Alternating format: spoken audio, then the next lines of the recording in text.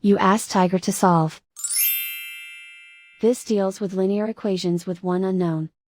The final result is y equals -11/10. Let's solve it step by step.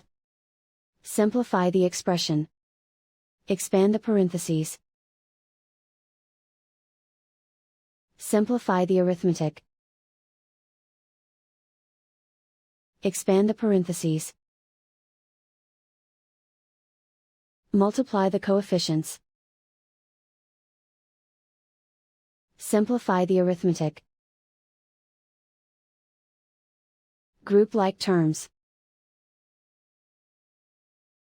Simplify the arithmetic. Group all constants on the right side of the equation. Subtract 11 from both sides. Simplify the arithmetic.